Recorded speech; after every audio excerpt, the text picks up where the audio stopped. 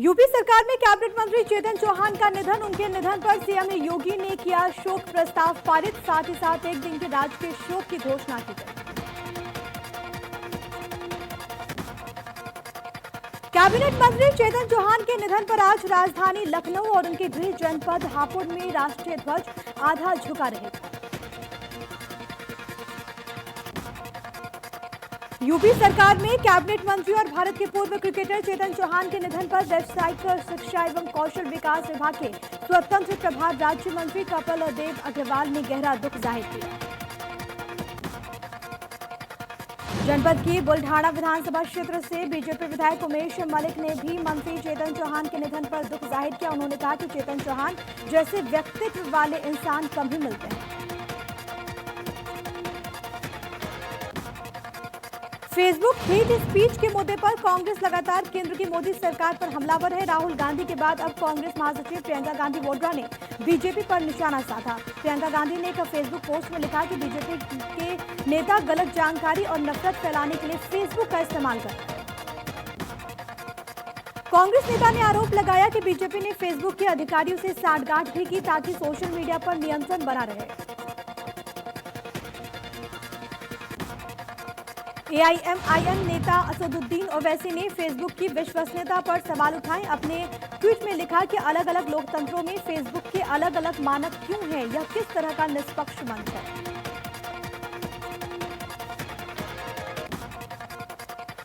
लखीमपुर खीरी में बच्ची से रेप के बाद हत्या मामले में कांग्रेस ने यूपी सरकार पर बोला हमला। ईसानगर के गांव पकड़िया पहुंचे अजय लल्लू ने कहा कि सीएम मौन साधे हैं, चुप हैं, कानून व्यवस्था पर ध्यान दें।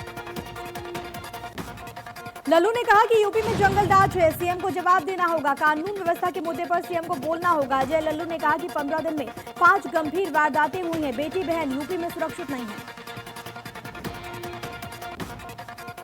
अजय लल्लू ने कहा कि लखीमपुर का ये मुद्दा विधानसभा में उठाया जाएगा। सभी आरोपी गिरफ्तार हो, 25 लाख का मुआवजा मिले, नहीं तो कांग्रेस सड़क से सदन तक आंदोलन करेगी। बुलंदशहर में अगोता थाना क्षेत्र के भंडोली गांव के शिव मंदिर में 18 साल की पुरोहित को बेरहमी से पीटने का मामला सामने आया। मंदिर में दादा और पोता पुरोहित का काम करते हैं। पुरोहित खेत पर शौच के लिए गया था, जहां पर खेत की रखवाली करने वाले युवक ने लाठी डंडों से पुरोहित को जमकर पीट दिया। पीड़ित को सिर और शरीर पर गंभीर चोटें आई हैं। पुरोहित को गंभीर हालत में मेरठ मेडिकल रेफर कर दिया गया है। हमला करने वाला दबंग आरोपी खैर अलीगढ़ का रहने वाला है।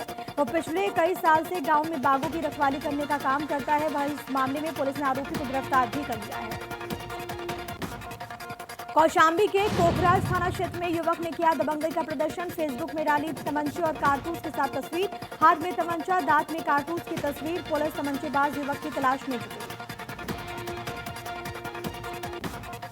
कानपुर के नौबस्ता थाना क्षेत्र के राजीव नगर इलाके में मेडिकल स्टोर पर दबंगों ने किया हमला। मेडिकल स्टोर मालिक समेत काम करने वाले लोगों को जमकर पीटा गया।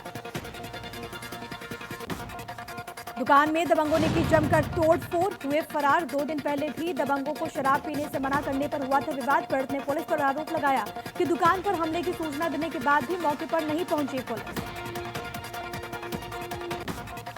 कानपुर के चकेरी के श्याम नगर दहेली सुजानपुर में 2 पक्षों में जमकर मारपीट हुई, जिसमें कई लोग घायल हो गए। घायलों को अस्पताल में किया गया भर्ती। मामले की सूचना पर पहुंची पुलिस मामले की कर रही जांच।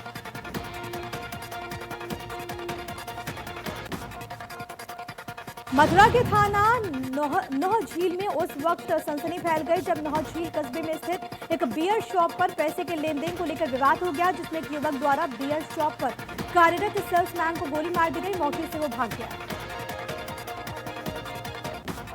गोली सेल्समैन के हाथ में लगी, जिसे गंभीर अवस्था में अस्पताल में भर्ती कर दिया गया है। पुलिस ने फरार आरोपी को पकड़ने के लिए एक टीम का गठन भी कर दिया है। कौशाम्बी के नारा चौकी इंचार्ज और उनके 7 सिपाहियों पर मारपीट के बाद लूट का आरोप लगा। पीड़ित के साथ मंचनपुर कोतवाली पहुंचे बीजेपी विधायक शीतला प्रसाद पटेल। चौकी इंचार्ज और सिपाहियों पर 13,700 रुपए लूटने का आरोप। मामले में शिकायत के बाद अफसरों ने कार्रवाई का भरोसा दिया। साथ ही साथ एसपी ने आरोपी चौकी इंचार्ज सिद्धार्थ सिंह का ट्रांसफर कर दिया। लखनऊ के थाना निगोहा के पटसा गांव में दबंगों ने युवक पर किया जानलेवा हमला। थाने में खून से लथपथ मिला, 2.5 घंटे से तड़पता रहा युवक। किसी पुलिस वाले ने घायल युवक को अस्पताल में भर्ती नहीं किया। देश को प्लास्टिक से मुक्त करने के लिए 8 से लेकर 15 अगस्त तक पूरे देश में गंदगी मुक्त भारत अभियान चलाया गया। सोनभद्र के सभी ग्रामीण और शहरी इलाकों में सिंगल यूज प्लास्टिक का उपयोग न करने के लिए डीएम ने लोगों को जागरूक किया। गाजियाबाद में बदमाशों के हौसले काफी बुलंद नजर आते हैं। मुरादनगर में हाईवे के पास पेट्रोल पंप पर बदमाशों ने गार्ड को गोली मारकर राइफल छीनी। पेट्रोल पंप कर्मियों के मुताबिक 2 बदमाश रात को आए, पेट्रोल पंप पर लगे वाटर टैंक से पानी पीने लगे। इस बीच उन्होंने गार्ड सर्वेश को अपने पास बुलाया। सर्वेश जैसे ही उनके पास गया वैसे ही उन्होंने सर्वेश को गोली मार दी।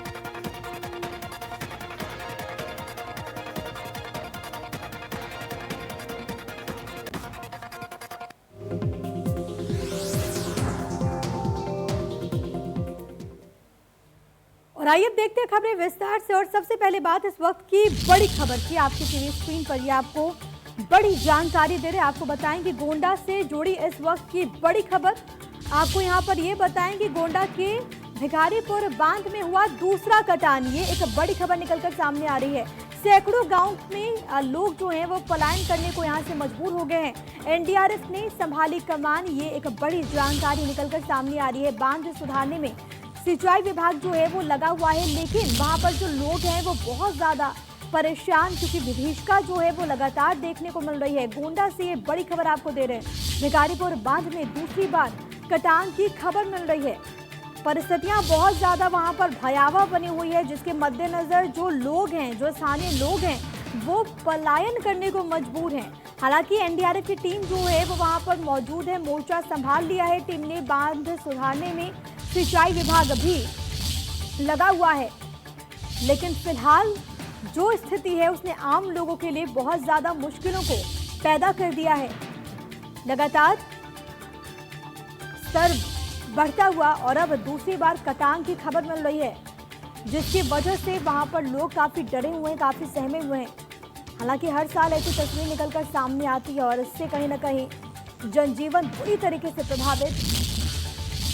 हालांकि इसको लेकर एनडीआरएफ की जो टीम है उस पर भी कमान संभाल ली है, मोर्चा संभाल लिया है और लोगों को सुरक्षित जगह पर लाया जा रहा है। लेकिन फिलहाल के लिए बहुत ज्यादा मुश्किलें अभी वहां पर लोगों की बढ़ती हुई, लोग बहुत ज्यादा परेशान हैं। दूसरी बार कटान की खबर मिल रही है, इससे पहले भी ऐसी तस्वीर निकलकर सामने आई थी। हालांकि वहां पर जो सिंचाई विभाग की टीम है वो लगातार ये कोशिश कर रही है कि बांध को सुधारा जाए, जो भी त्रुटियां हैं, जो भी चीजें हैं उसको दुरुस्त किया जाए। पूरी ताकत झोंक दी गई है।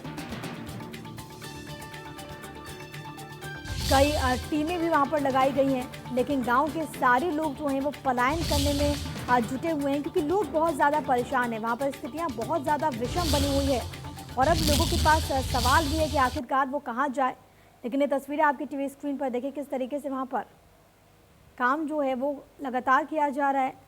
टीमें वहाँ पर मौजूद और कोशिश है कि जल्द से जल्द लोगों को राहत मिले, जल्द से जल्द वहाँ पर जो स्थिति है वो सुधरे।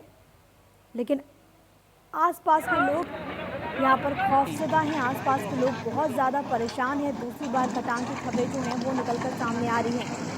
वहाँ पर अलग अलग टीम्स का फॉर्मेशन किया गया है, अलग अलग टीमें बनाई गई हैं और वहाँ पर तमाम जो टीमें हैं, एनडीआरएफ की टीम वहाँ पर जो मौजूद है वो जल्द से जल्द स्थिति को कंट्रोल में करने की कोशिश वहाँ पर करती है। इसके अलावा सिंचाई विभाग ने भी पूरी तरीके से वहाँ पर मुस्तैदी दिखाई है और बांध को बचाने की कोशिश लगातार टीम की ओर से वहाँ पर की जा रही है।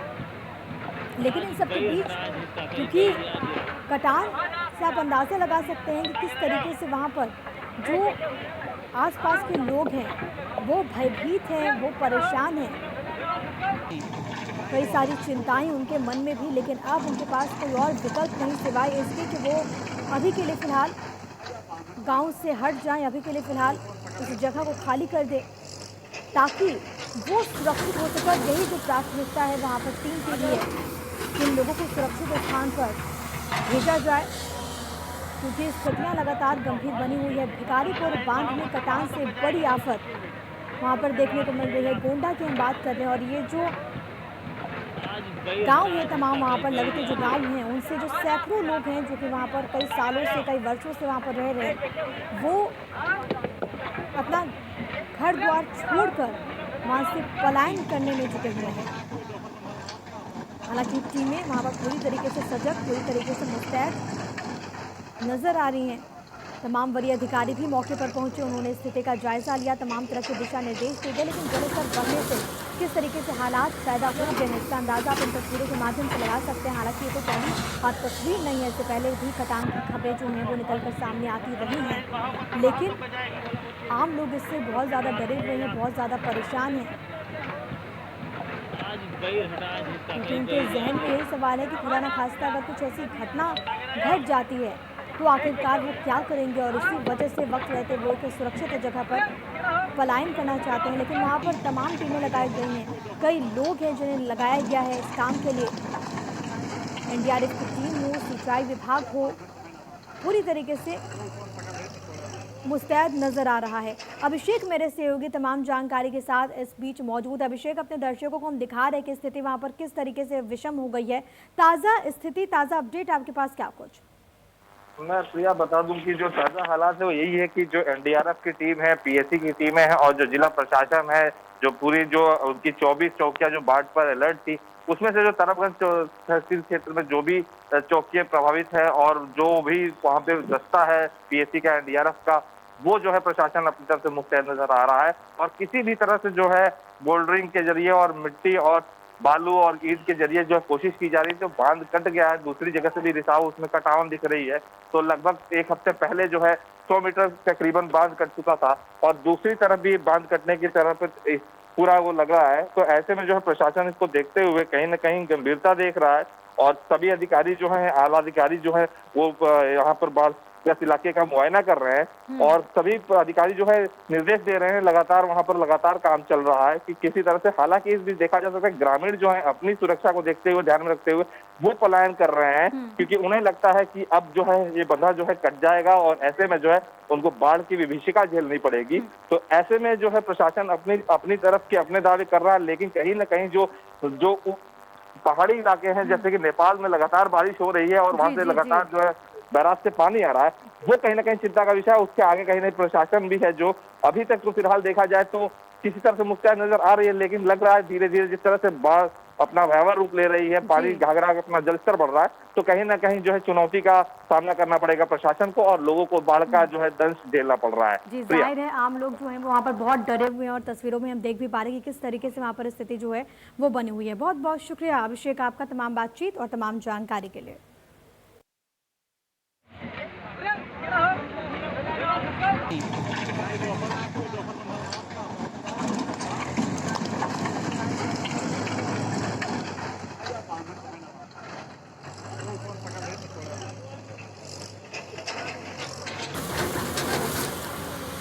तो ये बताएं कि गोंडा में सिंचाई विभाग ने पूरी ताकत झोंक दी है। बंधे को बचाने में सैकड़ों लोग लगे हुए हैं, लेकिन जिस तरीके से मेरे सहयोगी अभिषेक इस बात का जिक्र कर रहे थे कि वहां पर जो आम लोग हैं, जो स्थानीय लोग हैं, वो बहुत ज़्यादा डरे हुए हैं और इसी वजह से वो लोग वहां से पलायन कर रहे हैं।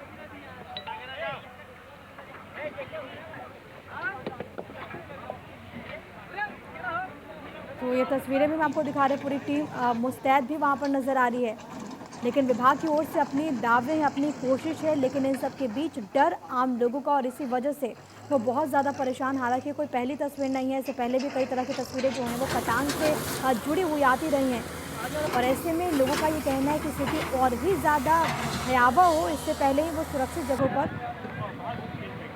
चले जाएं।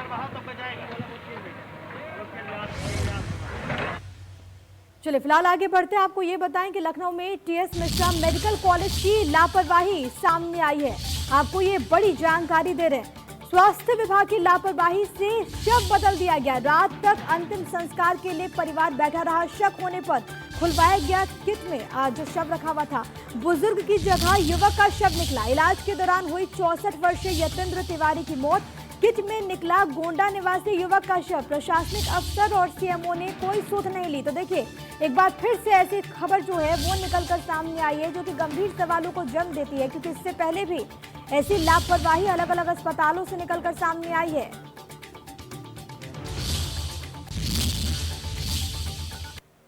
चलिए आगे बढ़ते हुए कौशाम्बी की बात कर लेते हैं, जहां पर युवक ने दबंगई का प्रदर्शन किया। फेसबुक में तमंचे और कारतूस के साथ अपनी एक तस्वीर डाली। हाथ में तमंचा और दांत में कारतूस की तस्वीरें उसकी काफी वायरल हो रही है।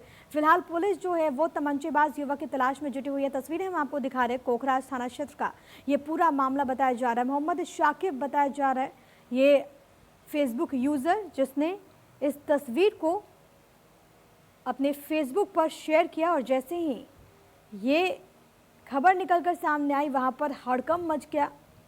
तो वहीं प्रशासनिक अमला पूरी तरीके से इसको लेकर मुस्तैदी बरतता हुआ और इस युवक की तलाशी में भी टीम जो है वो जुटी हुई है।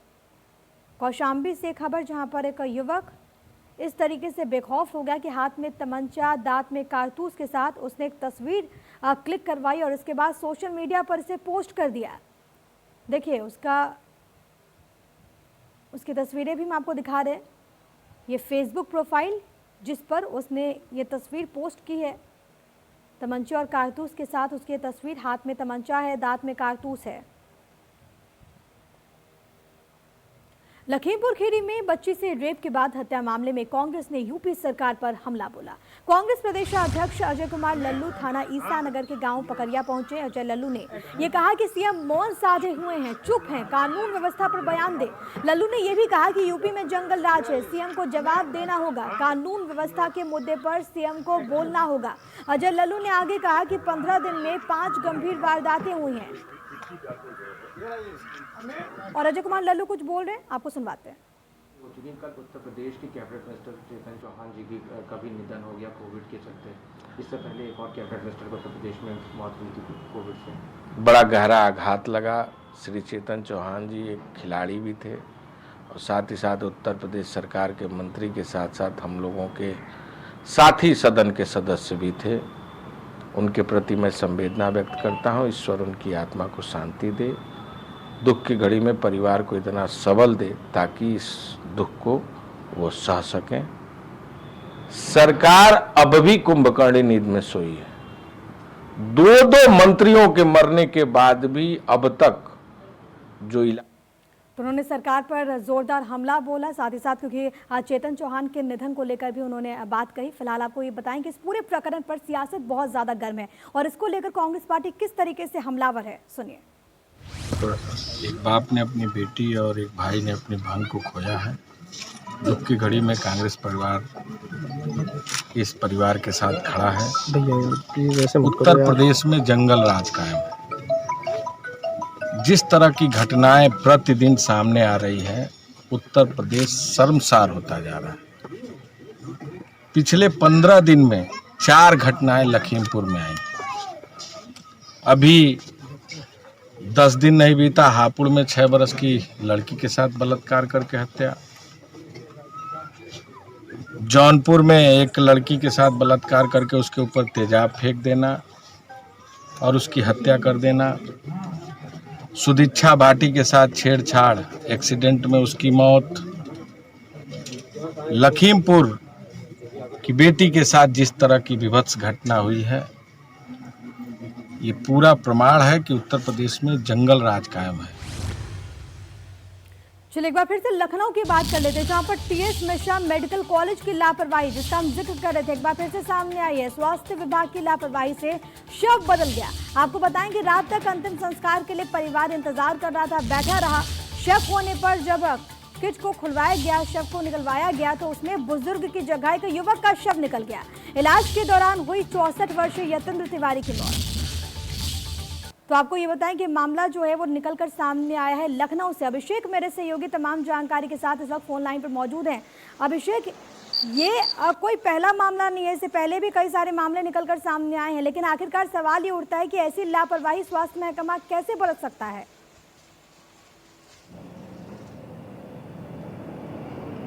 देखिए प्रिया, बताएं, ये राजधानी की ये पहली घटना नहीं है जो आपने बात बताई साफ तौर पे। दूसरी बात यह है कि आखिरकार ये जो व्यक्ति है 65 वर्षीय व्यक्ति सरोजनी नगर का यानी स्थानीय नागरिक था और अपनी जिंदगी मौत के बीच लड़ाई लड़ रहा था, उसके बाद इसकी कोरोना से मौत हो जाती है। सबसे बड़ा सवाल इस बात का है कि आखिरकार जो स्वास्थ्य विभाग के कर्मचारी हैं उनमें ये बड़ी लापरवाही देखी गई है कि जो डीप फ्रीजर में ये 100 रखे थे, 2 उन शवों को आखिरकार इन्होंने बदल दिया। वृद्ध बुजुर्ग की जगह युवा को सौंप दिया परिवार वालों को। जब उसके लड़के को आखिरकार उसमें शंका हुई, वो काफी विनतें करता रहा कि ये मुझे 100 दिखाया जाए, क्योंकि वो अपने पिता की लंबाई और जो चौड़ाई थी उसके अनुसार वो नहीं पा रहा था 100, तो उसको शंका हुई। शंका के तहत उन्होंने अपील की, लेकिन स्वास्थ्य विभाग ने फटकार लगाई कि कोरोना का प्रोटोकॉल है, हम आपको ये डेड बॉडी नहीं दिखा सकते। लेकिन जब ये अंतिम संस्कार के लिए पहुंचा और परिवार पूरा अड़ गया स्वास्थ्य विभाग की तरफ कि मुझे ये दिखाना ही पड़ेगा, तब उन्होंने जब उनको दिखाया पता लगा वो युवक का 100 था। तो ये बड़ी लापरवाही, और जो लखनऊ के सीएमओ हैं इस पे कोई कहने से बचाव कर रहे हैं। जो टीमें लगी थी उनमें कोई कार्रवाई नहीं। एक चीज के हम और जिक्र करना चाहेंगे, क्योंकि जिस तरीके से पूरा मामला निकलकर सामने आया, हमने खुद, इंडिया न्यूज ने खुद बातचीत करने की कोशिश की, अधिकारियों को फोन किया गया, बातचीत करने की कोशिश की गई कि उनके ओर से क्या कुछ तर्क दिए जा रहे हैं, लेकिन कोई भी अधिकारी कुछ बोलने को तैयार नहीं है। तो क्या मामले को दबाने की कोशिश की जा रही है?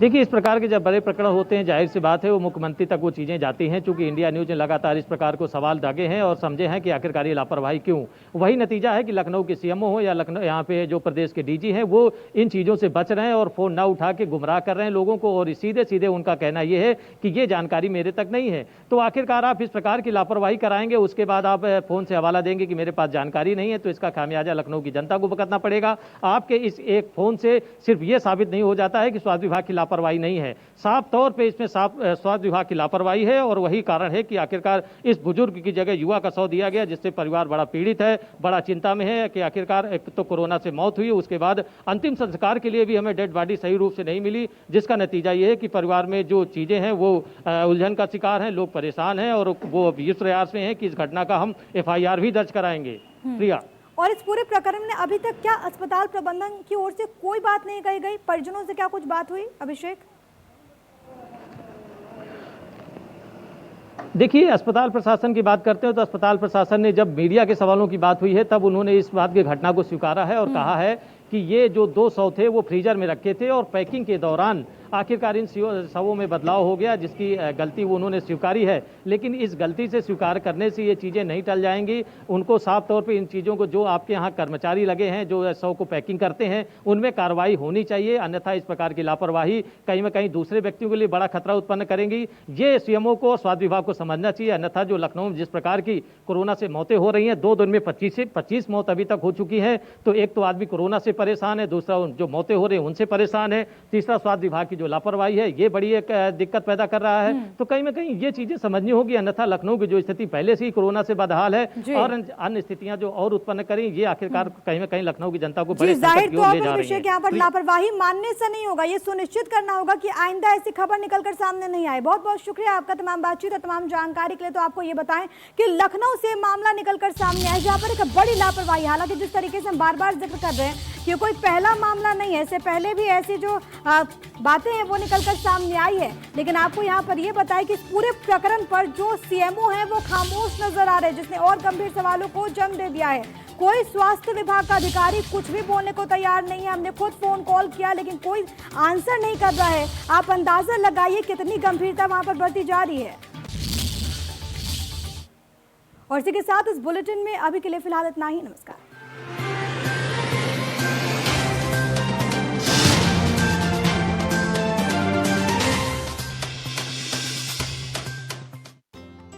एसोसिएट स्पॉन्सर भांगड़ सीमेंट, सस्ता नहीं सबसे अच्छा।